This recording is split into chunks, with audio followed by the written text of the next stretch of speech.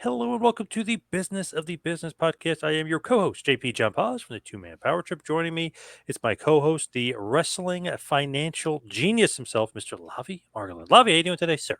Doing great.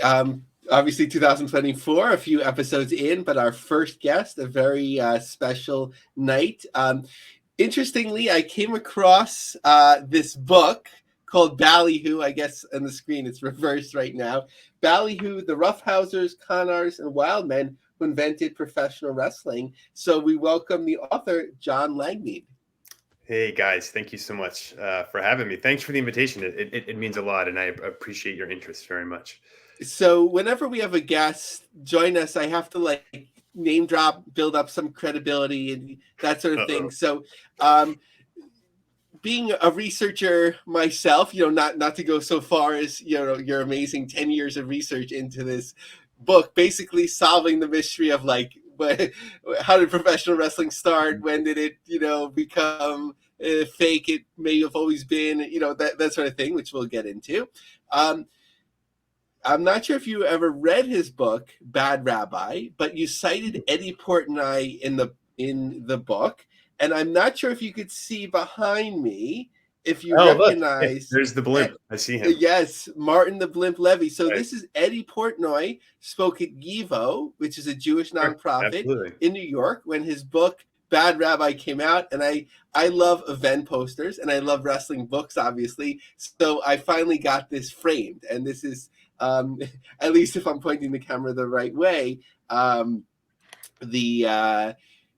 background to our podcast. Yeah, he was great. I spoke with him about Jack Pfeffer. We did a lot of kind of back and forth because obviously Pfeffer's covered pretty extensively in that section in Bad Rabbi, but he was a huge help with me about exactly when Pfeffer came to America, things like that. So yeah, he was a great resource, and it's a great read for sure. Now, John, as far as you and wrestling, let's just go back in time just a little before we talk about Ballyhoo.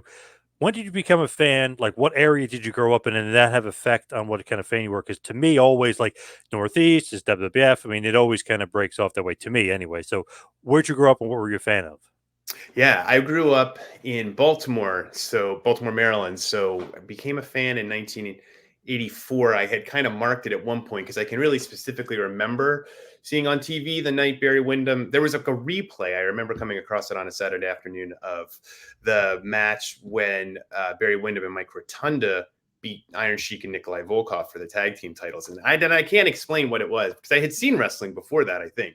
But that match just really hooked me, and I was just really into the US Express. And I was, I think, 8, 9 maybe at the time, something like that. So got pretty interested in that. But in Baltimore, we were really fortunate because we actually, from my memory, we got more of Mid-Atlantic wrestling. We got it kind of mixed with the stuff coming from New York. And then we would even occasionally get stuff like World Class. If you were like randomly flipping around 12:30 at night, you might catch a broadcast of World Class. Because I think a lot of the promotions at that time were really competing. Baltimore was like kind of a city they were all sort of kind of jockeying for position in. So we were kind of lucky at that time. Different things would come on and off TV, UWF, stuff like that. You'd catch it occasionally. So I just became really hooked. And I think the thing that did it for me, I wrote a little bit about this for Slam Wrestling, was the wrestling magazines. I got really interested in those, the kind of what's known as after magazines now. I call them Weston magazines, but they're after magazines for short too. But I got really, really interested in those. All, Inside Wrestling, the Pro Wrestling Illustrated, the Wrestler, all of them. And I mean, I would buy those religiously. So between those and, the weekly broadcast, which was all we got. We didn't have cable. If you had cable, you could get even more. But my parents wouldn't let us get it. But, you could get the whole story kind of between all those. And I loved it. I mean, for 5 or 6 years, it was really my whole life. So when you like dive into wrestling, like you're loving it, when did you start writing? Was that just at a young age as well? And was it anything to do with wrestling when you first started getting into the writing aspect of things? The writing, I didn't really even start. If I cough, excuse me, I'm getting over a cold here. But if the writing didn't really come along until a lot later. And I got interested in music, maybe as a sophomore in high school, and got pretty deep into playing drums and just really being interested in music. And that was where writing really started with music. But the writing about wrestling really got started maybe 12 years ago.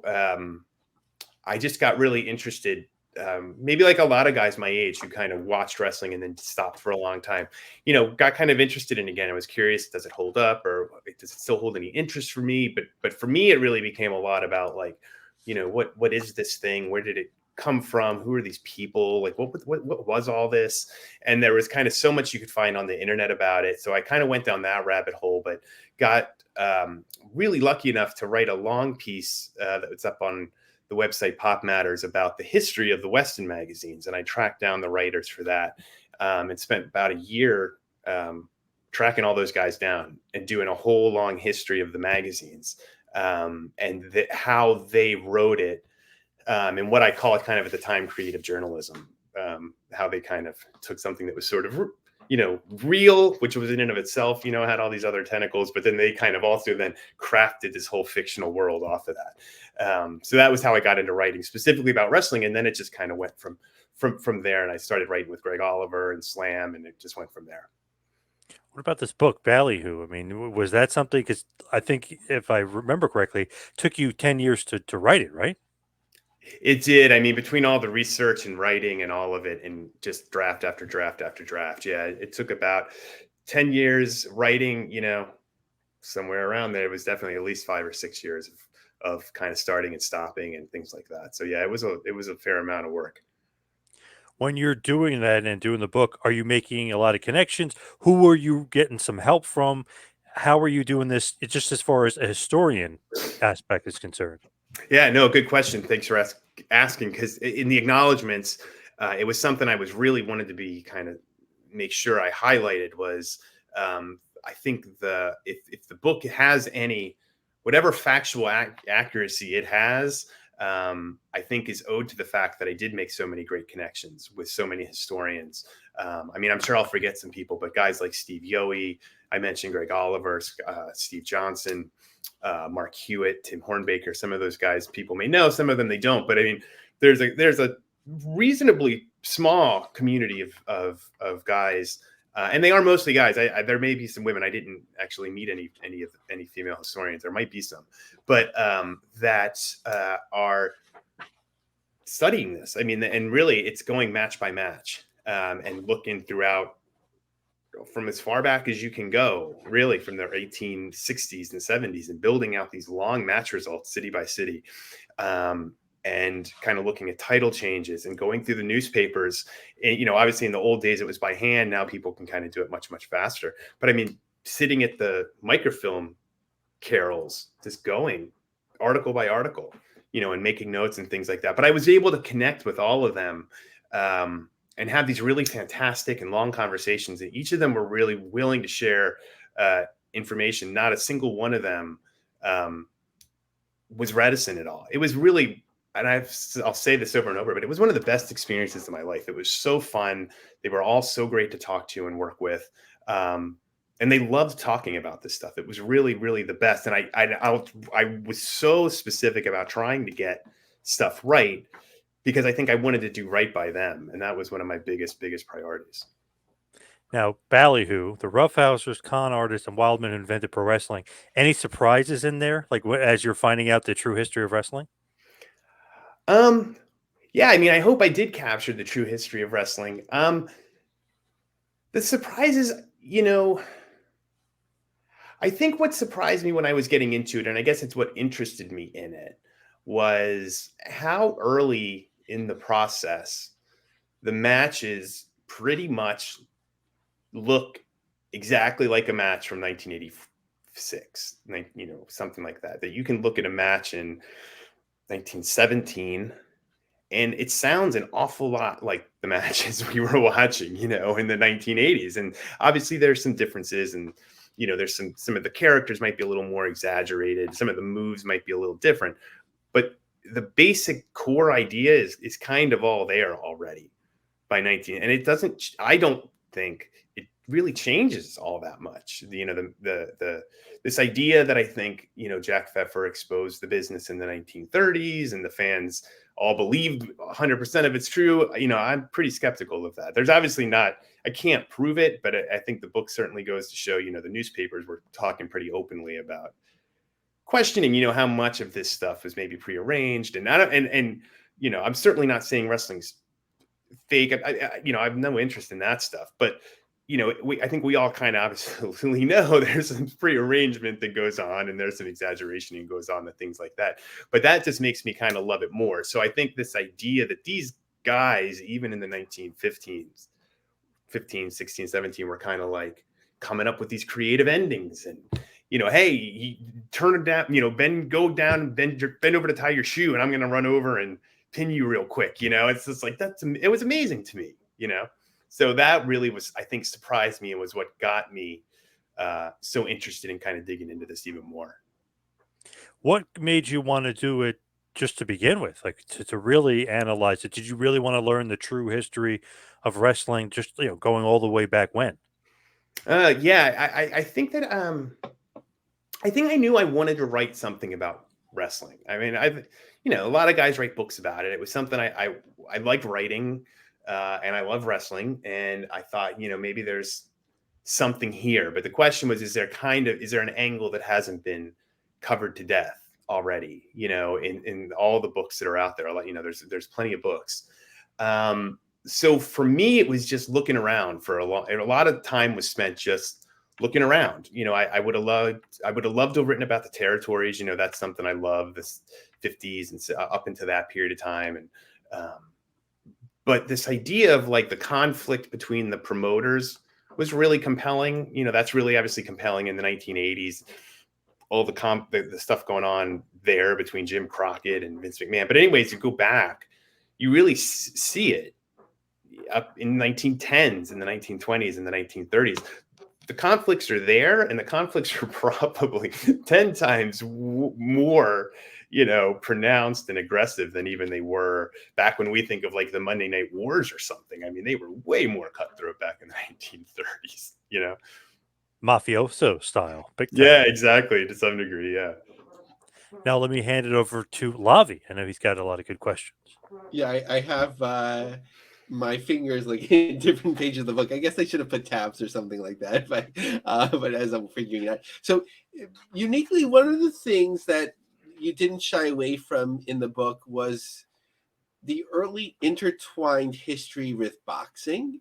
I feel like most, and let me know if that's a stretch, most pro wrestling historical books, they move through that very quickly. If they touch on it at all, maybe they assume, well, our audience doesn't want to read about this, so we won't acknowledge it, so we'll just move on. Did you make a conscious effort to say that, yes, I mean, it's hard to know what the page count will be, but it's a 240-page book plus a lot of citation, that I'm willing to give X% to boxing because that's the story? Yeah, wow, good question, and thanks for asking that. It was funny. My reader was along the way was my mom, and I would send her, you know, pages, and I'd say, hey, what do you think? And we'd go back and forth a little bit. And one of her comments early on was about, you know, the boxing timeline was a little confusing, you know, because there was way more boxing in early drafts, and the reason I had to include it, I just didn't know a way around it, and I think the more that I settled on Jack Curley as the central figure, then, I mean, it was basically like my kind of grave was dug, because it was just like he had such a heavy hand in boxing. I couldn't avoid it, and I had to go into more detail than even maybe some people would prefer. So it was a risk. You know, I don't know. For wrestling fans, hopefully I didn't go into too much boxing, but I do think, and I had read this early on when I think it was maybe Dave Meltzer talked a little bit about this, and certainly Steve Yohe, if you all know who he is, it's something he talks a lot about. Is there sort of this kind of connection between the two's popularity early on, that as boxing would experience these big peaks in popularity, wrestling would decline. And then the inverse was true too, is that when boxing would really go into decline for one reason or another, it tended to either coincide or whatever with pro wrestling's going through these really increased times of popularity. So, you know, you just couldn't avoid it. I mean, something like the obviously the Jess Wheeler Jack Johnson fight. I mean, there was some debating there. Like, God, I had a whole chapter. I'm not sure, are people going to just get lost here? The Jack Johnson. God, I'm blanking on his name right this second, but the fight in 1910 in Nevada with Jack Johnson, you know, those were things you just couldn't avoid. And I did try to quote unquote maybe solve that. The idea with the two parts, I think by the time the book gets to the second part, boxing is really pretty much left behind. Jack Hurley's pretty much moved directly into pro wrestling. And I kind of personally think, and maybe this is a book for another time for somebody to write, boxing very consciously tried to separate itself from wrestling. I think it didn't want to be seen as it saw the direction wrestling was going in, and it didn't want to go in that direction. That's my personal opinion. I don't know. Sports historians can certainly correct me on that one. So with Jack Hurley, who's, if I'm pronouncing this correctly, Jacques Schuel, a French Jew, we'll save the BuzzFeed headline of saying the Vince McMahon of the early 20th century, but I don't think even our depth readers or listeners are familiar with that, you know, by the book, first of all, but like sort of like, who is this person? Yeah, so Jack Hurley, born Armand Schul in San Francisco in 1868, 78, I forget now, 74, I forget. God, it's been a minute since I've done some of these research and looked at some of these numbers. But yeah, I mean, he was a sports and eventually entertainment promoter in the early 1900s that really, in my opinion, I think without him, professional wrestling wouldn't potentially have survived. I mean, I think most famously, people listening will certainly know the 1911 match between George Hackenschmidt and Frank Gotch, and Jack Hurley was responsible for that match. And then he really tried to make wrestling a national sport the way that boxing was, with the single, you know, heavyweight champion and sort of recognized contenders, and to organize it in the way that Vince McMahon eventually would come along and organize it. But it was, I think, something he really cared a lot about doing, and it just sort of eluded him his entire life. But you know, he was responsible for organizing it in the mid, probably most popular, I think, his greatest time of success was the late 1910s, when you've got guys like Ed Lewis and Jim Landis and Joe Stecker and the Zabisco brothers touring nationally and sort of exchanging the heavyweight championship between each other at different points around the country. And I mean, they were drawing sellout crowds across the country, and they were minting money with pro wrestling at that time. But he was responsible for organizing that and making all that happen. And by the time he died in 1937, he was, like you said, the Vince McMahon of wrestling, and I think synonymous with wrestling.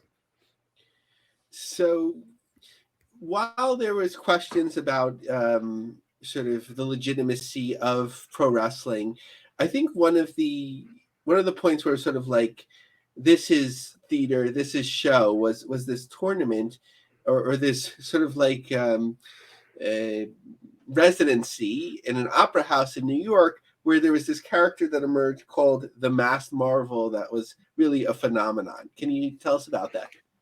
Yeah, the 1915 Manhattan Grand Opera House tournament began in 1915, ran into early 1916. It was put on by a guy named Samuel Rockman, who came and went from wrestling in really about the course of a year or so in America, but had really an outsized influence on it. He was a German immigrant and got himself established in what would have been, I think, at the time, like Yiddish theater, but turned to promoting professional wrestling for some reason. We don't really even know why. There's no information, very little information really on it. But I think he promoted at least 2 tournaments, one in the summer, and then he did the one in the fall that became really famous. And it was Greco-Roman wrestling, and it was held over a couple months in this Grand Opera House, which is a building in New York that held a couple thousand people, and he rented it for several months at a time to put this tournament on. And night after night, and it was very consciously designed for like a theater going crowd. So people would be coming in tuxedos and, you know, evening gowns for a night of pro wrestling. And it was treated as kind of a serious thing, but it was really mixed. I mean, even if you read the newspaper reports at the time, there was stuff that was clearly kind of comical. It was meant for comic relief. There was stuff that was kind of meant to be more serious, things like that. So he clearly had a sense of how to kind of pace a night of pro wrestling. And this is all happening, you know, just on a theater stage with two guys on a mat, you know, on the theater stage. They put that out there. But yeah, at some point towards the end, attendance is lagging. People have gotten bored of watching this thing night after night. And out of nowhere comes this character, the Masked Marvel, which, you know, is a guy wearing a black hood. A lot of people might be familiar with this, but really captivates people for a couple weeks with this mystery of who he is. And of course, he's defeating all of these people who otherwise couldn't lose in the past. And he's come and somehow magically he's beating them all, you know, and he's got this mask and refuses to be kind of unmasked and tell reporters who he is, but it drives people nuts for a couple of weeks. And he was a real sensation until eventually reporters, it didn't take him too long, but they figured out who he was. And some people say, and I think it's not really true. It's pretty close to being true, but that he was the first masked wrestler in America. God, do they even have masked wrestlers anymore? Do people still do that? Well, you have Rey Mysterio, more like a lucha. Okay. It's a lucha. It's more of a lucha thing. Yeah. I think in like sort of like challenger brands or whatever, the NWA still does it, but it's like a little bit awkward when they do it. It doesn't exactly hit right, but like when it comes to lucha, it's like accepted. It's acceptable. So there's no more masked superstars. I mean, every promotion had masked wrestlers in the 1980s, even, you know, up until like the 1980s or so. But, you know, it was sort of this kind of device that you would see over and over. And he wasn't the first, but he was certainly one of the first in America. And then there had been masked wrestlers in Europe before, at least a couple of them that would show up in different countries and have similar effects. And they were used in similar ways. So I think it was something Rockman was aware of and probably an idea that he borrowed for the tournament. And it worked great. So recently I was walking down, I live in New York, and I was walking, not for the first time, past the Hippodrome. And I was like, oh, is this the Hippodrome? And like, you know, I Googled it. I was like, it is the Hippodrome, which isn't there anymore, but you have a parking garage and, you know, a building on top of it or whatever. I don't know much about it. And you had a quick reference where you sort of referenced that things weren't going so well at that point in Madison Square Garden. So wrestling transitioned to the Hippodrome. Can you give like a little bit of color, like of what the significance of that venue? I don't know if you know the capacity offhand, a little bit about it. No, that's a great question. And you're referring to kind of like 36, 37, because Jack Curley, I think, but yeah, he, by that point, just make sure we're talking about the same thing. Yeah. So Jack Curley was really the established promoter in New York. And, you know, for my take, it was all about, and I think this is the exact same thing, even in the 1980s, when you read about, you know, Vince McMahon running the regional promoters out of business. It was the same thing, you know, getting access to these arenas and locking them up under contract, things like that. But he was running wrestling out of Madison Square Garden at that point for the most part. And he would occasionally use some smaller arenas around the city. But when wrestling had really kind of hit the skids by, you know, 1936, then going into 1937, he was kind of bringing back for another season. He had moved out of Madison Square Garden, was moving into this venue, the Hippodrome. I don't know that much about it, to be honest with you. I did at one point, and I know I had researched it, but I know it's definitely smaller than Madison Square Garden. And the issue with Madison Square Garden too, I think, is that it was very expensive to get the lease on that. You basically, the promoters would front, you know, whatever amount of money was required to, you know, lease a Monday night there, right? They'd have to pay up front $2,000 or whatever it was. And then they would make it back against the ticket sales, but he clearly didn't think that was a good risk anymore. So he would do this. And you'd see this throughout the 20s and 30s, where he would kind of these boom and bust cycles where he'd be in Madison Square Garden, then he'd go into a smaller arena for a year or two, build it back up, go into Madison Square Garden, have a run. And this was, I think, what he was expecting to do again. And if he had his way, he'd have eventually made it back to Madison Square Garden by 1940, you know, if he could have, but he obviously died before then. So actually, that's an interesting transition point to a sort of a broader question I was thinking about was, everyone always says that wrestling is cyclical, and it's really amazing to see some of the references here. From early 20th century, wrestling has become too theatrical. Wrestling is dead in New York. And then a little bit later on, you see different themes like almost like less of like the pro wrestling theme emerging during this pro wrestling era, but more like early days of UFC where you had these fights. They were super long, not to the same degree as they were in the 20th century, but like they went on hours. There was no real resolution, maybe more like some of the early UFC draws. And also what I was absolutely fascinated by as a Goldberg fan was that Goldberg actually had a run in the 1930s, but we didn't realize it. So, like, what does that teach us? And if you want to talk a little bit about that Goldberg illusion. Oh, well, yeah, the Goldberg illusion is the guy I think I loved more than anybody else. And the reason I probably wanted to write the book more than anything was Gus Sonnenberg, Dynamite Gus Sonnenberg, who had a brief and tumultuous run as the most famous wrestler in the country, starting in about 1928. Similar to Goldberg, was a football player, right? And tell me if I'm getting this wrong. But Goldberg was a football player, and he used a move similar to Goldberg with this football tackle style thing that he did. And people had never seen anything like that at 1928, and they loved Gus Sonnenberg. And he was famous before he had come from a team called the Providence Steamrollers. He was famous in college when he was played for Dartmouth. Well-known athlete, well-known legitimate professional athlete in football, and then he makes his transition to wrestling. One of the first big guys to do that. I mean, there had been other football players and things, but he really was the one that I think got that wave going. And then you'll see nothing but football players coming in to pro wrestling, right? I mean, there's tons of them, and they're all doing the football tackle, just like Gus Sonnenberg did.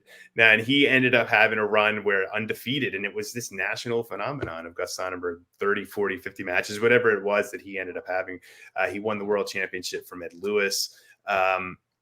There's a whole long arc I won't go into, but basically, reporters followed him around and kind of exposed him what was going on with some of his matches. His kind of run came to an end. They didn't hit him with a cattle prod, but his run did eventually come to an end. Although he had a pretty good career, up until the end. He wasn't sort of, exposed and kicked to the side. He continued to wrestle up until his death in whatever year it was, 1947, whatever year it was he died. So in terms of the publication journey, you're published through an academic press, and as an author and an author myself, sort of, if somebody poses the question like, who did you choose to publish with? It's sort of like the answer is whoever would take me, right? Which is anyone that is an amazing opportunity. But like, was there a conscious effort to say like, I'm going to focus on an academic press? I think that's a better fit for me than, and not meaning to shade anyone, just talking about, let's say, a better fit for me than ECW Press, just for example. Like, did it just happen? Like, what was that process like? It just happened. I contacted ECW Press, and for anybody who doesn't know, ECW Press publishes a lot of pro wrestling books. I mean, they were obviously the first ones on my list, just because I knew they published pro wrestling books. I mean, you don't see a lot of publishers publishing books about pro wrestling, really, and certainly not about. A friend of mine joked once, not only do people not read books about pro wrestling, he's like, you're writing about the 1910s. He's like, who's going to read that? And it's like, oh, geez, he might be right. But and the university press, it just kind of came together. University of Missouri was interested. I had submitted the proposal to them because they have this series on sports and culture that they're working on, and they love the proposal. And so I wanted to get it out there. I think I knew an academic press would do a good job. I think they would, they're going to keep it in press. They're going to keep it out there for people. It's going to be available. And they were the best. I mean, they were so great to work with. I think people sometimes don't go with them for different reasons, because it's like the money, I think, is a little different. Obviously, if you get a trade publication, sometimes you can get money up front, things like that. Had I been able to go with a gigantic publisher, maybe, I don't know, that was not a problem I had to worry about. or a decision I had to make, but I couldn't be happier with the university, and they were fantastic. And it was a rigorous process. It was read by different reviewers, and I think for me that actually took a lot of kind of relief off of me, because I was like, okay, other people are reading this, other people are seeing that this might be legitimate, people that are looking at this from the kind of a historical eye, a sports history eye, cultural history eye, and they're giving me feedback about it along the way. So I was happy in that process, and I couldn't be happier going with them, and I think they did a great job. So, yeah. So last question for me before I turn over to John was that being a business podcast, so the answer doesn't have to be yes, but my feeling was that you weren't necessarily focused solely on, the artistry of it, let's say like Hackenschmidt's appeal to the masses, but more, which is tied into it, but more of like business is really driving this book because it's promoters, it's the money that they're making, and that's the engine that keeps the machine going. Is that sort of somewhat of a fair theory? No, I would agree with that, and I think to pull kind of the thread a little more too, I would say something's again, I keep going back to Steve Yohe, but I mean, my conversations with these historians was so kind of illuminating.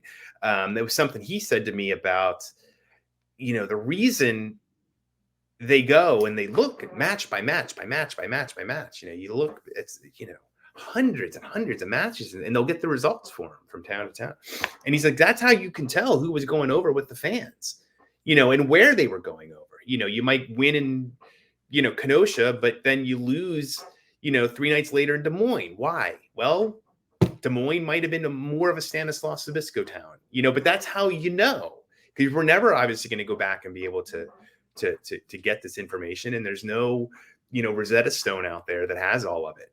But the information is in the results, and you have to go town by town. So they've spent their life doing it, and I've certainly benefited from the work they did, and I was able to kind of build on that because I didn't have to go through town by town because they have that information. But that's why, and that's how, in the days before, obviously information was shared in minutes. You knew the results from somewhere. Nobody knew what the heck happened. If a match was coming into San Francisco, nobody knew what they'd done a couple days ago in some other town. Now, for the big matches, they did, obviously. I mean, some of those made the newspaper, but the business was what drove it. And the people that could bring, the wrestlers that could bring, and the matches that could bring people out was who was going to get the push. I mean, it hasn't changed, I don't think, at all. I really don't think. And the push, they got it back then too. They got the good matches. They got the good matches in the good cities. They got the good headlines. They got the great stories written about it in newspapers and things like that. So I think that was the equivalent of the push back then. As far as Ballyhoo, where could everybody get it? And just give us one last push of why they should get it as well. Yeah, they can get it. Hopefully anywhere you get books has it. I couldn't recommend it highly enough. You can go to Amazon. You can go to bookstore.org. I'm sure if you go to your local retailer, they can order it for you as well. Yeah, I mean, for a push, I will say, my goal was, I think it's a unique book. I don't think this book has been written, in the way I kind of tried to approach it. Certainly you can get Fall Guys. There's other books that are certainly out there about this era that are great. I'll make a plug for Steve Yohe has a fantastic book on Ed Strangler Lewis that I would absolutely recommend. I think the thing I tried to do that maybe hadn't been done before was really string this kind of narrative arc through it and tell the story, and hopefully what's an engaging way and is a fun read and hopefully an informative read. And hopefully it can kind of shine some new context on it for people. And hopefully that's what I did. All right. John, thank you so much for all the time. Really appreciate it. Great stuff. You are. Thanks for your time. And I wanted to tell you before I hang up real quick, I appreciated your commentary on the Iron Claw from last week. It never, John, I think it never once occurred to me that was Kevin's, almost Kevin's fantasy of his brothers reuniting. And I will say, when you said that, I thought, damn, because that scene struck me so sort of wrong. But then I thought, I bet you're right. That probably was exactly what was intended there. So I appreciated that very much. John had the same effect on me. Hey, sometimes you have to have a different look at it. And Yes. that's what I think anyway. That's what I think they were going for. I think you're right about that for sure. All right, y'all. Thanks for your time. Have a great rest of the night. Take And thanks care. for having Thank me. you, John. You Bye. too. Lavie, let's get to the news. What is going on with little S and P?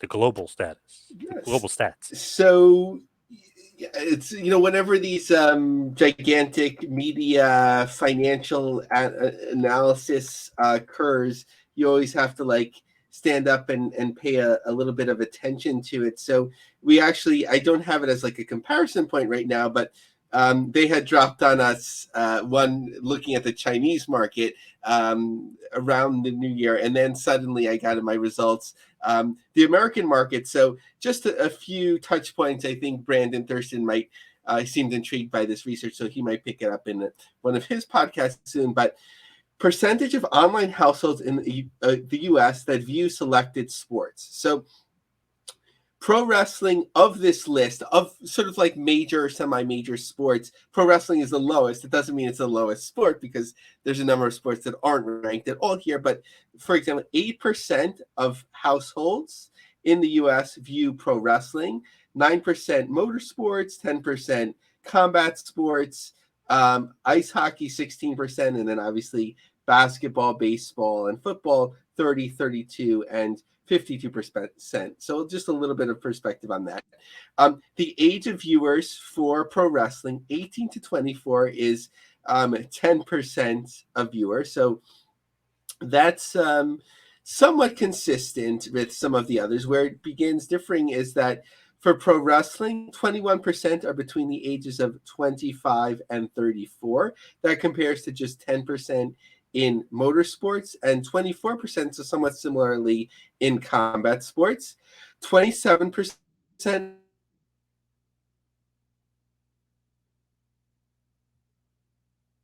and 22% are 50 plus. So as you'd imagine, a sport like golf has a lot of older viewers. 60% are that 45 plus. I can't believe I'm almost in that category, 45 plus, when you think about older viewers. How does that compare to combat sports? Combat sports, right? Like it's only basically a mainstream sport or semi-mainstream for the last 30 years. So their viewership is not very old. So one could think about combat sports as possibly growing as the viewership gets older. No surprises, this is long thought about, that pro wrestling earnings by household 43%, and this is by far the large. Well, it actually compares to combat sports. So TKO has this market down less than 50% earnings, 50,000 earnings per household. 37% is between 50 and 99,000 per year, and 100,000 or more is 18%. So the lowest amount of those earning 100,000 per year, that's off like when we heard about Fox not renewing SmackDown, right? You couldn't get the same ad rates. And then they looked at percentage of households that view certain leagues. So this was interesting in that the WWE, let's see, where did it go? Was about 6% of so it's interesting. 8% of households view pro wrestling in the broader context. 6% view WWE, 4% view AEW, and 1% view New Japan. So I don't know if they didn't ask about certain leagues because, for example, Impact, when we think about Access TV, right, they have a much larger viewership now than New Japan. So this might take into account online viewing, streaming viewing, and so on. Man, it seems like pro wrestling fans maybe skewing between 35 and 44, maybe the most, but they seem like they're not very affluent as far as money made. But the people that are watching not necessarily have the most money. Yeah, it's always been the perception, I guess, the reality here. I think, and this is sort of, this is just a theory. Pro wrestling is one of those sports or forms of entertainment that also appeals very much to immigrant families, meaning that those that may have been newly arrived to the U.S. We often hear those stories anecdotally of viewing pro wrestling. So it doesn't mean that those families won't get there, right? Like sometimes it takes another generation to grow wealth, but a lot of people, like, as they're learning English, like it's a very visual form of entertainment. They find themselves connecting to pro wrestling. So that, I don't think that solves the answer, but that might be a little bit of it. Also, like, truth be told, wealth and education and so on, like, I don't know if I want my son watching pro wrestling, that much. Like, I've shown him some of the funnier stuff of, like, earthquakes squashing people and so on, but like sometimes people that are like, approaching society in a certain way, like when it's violence, they don't necessarily want to expose their children to that, whereas sometimes people that aren't so worried about it aren't so worried about it, so if that makes sense. So so that might be a theory. I'm just throwing some ideas out there. Some people might end up roasting me for these ideas, but just a couple of theories to throw out there. Now, as far as wrestling in general, right now, it seems like it is going through, I wouldn't say boom period. Let's not go crazy. It's not Attitude Era. It's not Hogan Era, but, it is definitely picking up steam for sure. Business is picking up, as Jim Ross used to say. What's going on with the big weekend for some challenger brands and some of the independents? Because it was a huge weekend. Yes, so even going back less than a week since we taped the last show, it was sort of like, okay, Impact, they're starting to sell a lot of tickets, and New Japan is too. And before it seemed a little bit slow, we were talking about on the show, can any brand sell 2,000 tickets anymore? And we got the answer that yes. So Ali Katch, who's best known for GCW, but really a star on the independent scene, captured it well in a tweet. Packed show for Rise, sold out Freelance, sold out First, actually 2 sold out shows. Packed GCW, 2 shows that weekend. New Japan and TNA and tons of other shows happening. We're so lucky. So it's an amazing weekend that we're referring to here. TRILLER had a survey which just included New Japan, TNA, and AEW, but they said, what are you watching? And there was almost 1,500 respondents. 43% said TNA, so that might show, like, okay, of people that are following something like Fight or TRILLER, like, what are they responding to? 26% said AEW, and 12.5% said New Japan. As far as TNA is concerned, they did have a big weekend. Tell us about Hard to Kill, because it seemed like that was a big moneymaker for them. They had an amazing weekend, and it continues into the week. And amazingly, John, I don't think they actually followed through on any amazing surprise. I don't know what they meant by one of their biggest signings. Was it Nick Nemoth? Or, I'm not sure. Like, Yeah, I guess it was Ziggler. Yeah, I yeah. guess because nobody else was. Well, I guess Dana Brooke, but that's not the big one. I think it was Dolph Ziggler. Yeah, and I didn't want to insult anyone's gimmick, but is Dana Brooke copying the AEW gimmick of like timeless Tony Storm, or maybe she's just dressed like that now? I'm not really sure. I think that's just what she's going for. I'm not. Her name is Ash by Elegance, so I'm not sure what she's going for. But interested. I'm intrigued.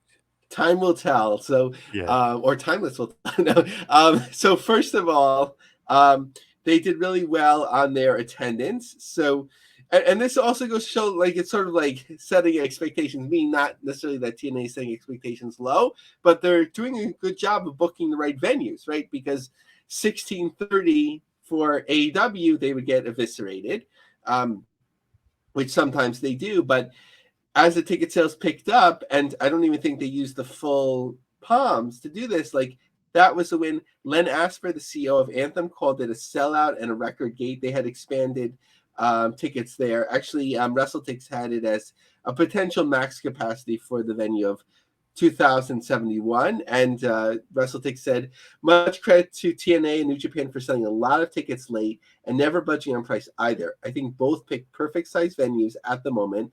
I wish we could see more of these type of weekends in the near future where so many promotions are running at once to near capacity. TNA should make running theaters this size a habit. I loved how it looked and always thought wrestling would look good in this environment. Again, more from Len Asper. Finally, the wait is over. The stage is set, sold out, record gate, adding more seats every hour. And around the world, people are assembling. And they're going to get even more than they paid for. What else? So TNA also, a lot of people are like,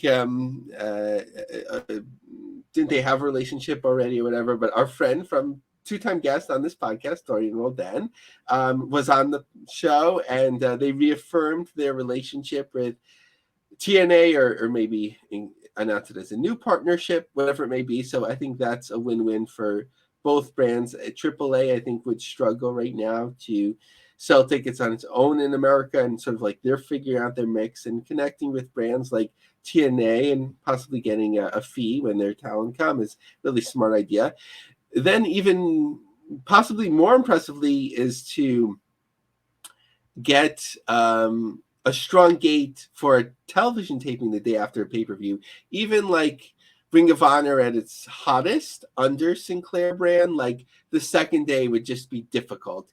Even like Young Bucks, I think there was once like a double shot in Massachusetts, and the second day they're like giving away a DVD or something, and there was still, and maybe like I remember another double shot where like Samoa Joe actually returned to the promotion, and it didn't help because people were just tired by the second day. Here they did really well. Snake Eyes, I think Okada was in for that show specifically, and Yes. they did 11.99, so that might be part of the draw there. A near, relatively near sellouts, in that regard. Hey, you were doubting Okada. He sold out the Battle in the Valley for New Japan, and he sold out Snake Eyes here for TNA, or almost sold it out. So hey, we can't knock Okada. But while I'm talking about Battle of the Valley, tell us about New Japan. Yeah, and I will admit to my mistakes. Maybe this is the third one. So here are my all times. All In, I doubted originally, but when it was more Cody Rhodes talking about Ring of Honor doing 10,000 seats, I doubted the move from the fairgrounds to the Municipal Auditorium for Ric Flair's last match, and here Okada. So maybe not as bad when you think about it like that. But so New Japan. Okay, so one more thing with Impact, which I didn't put in the notes, and actually was just breaking as we were recording, that they're having a really good week. They signed a deal with Star Times, I believe is the name, in Africa, which includes South Africa, but also 30 countries in Africa for distribution. We've talked about in the past some of their struggles with like, not necessarily a struggle, but like the lack of exposure over like cable or more mainstream distribution as opposed to just digital distribution. So I think that's a good win for them. But back to New Japan. Total sellout 2145. Lots of buzz for that in the building, and a relatively quick start. Actually, I didn't grab the newest screenshot, but their show in the Wintrust Arena in Chicago has already exceeded, I believe, 2,300 tickets sold, if I remember correctly. So they're already surpassed what they did in Long Beach. The challenge for them is that it's a very big venue, right? So are they going to get past 3,500, 4,000, and so on?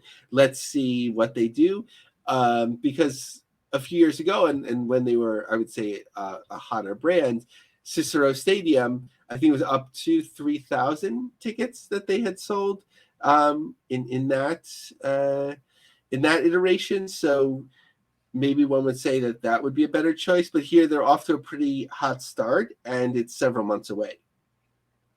Wonder who they're going to get for that. I know Mustafa Ali, but he's not like the guy that's going to put him over the top. I just wonder who they're going to add to that show. Like, would it be a Danielson? Maybe Moxley, throw him on there.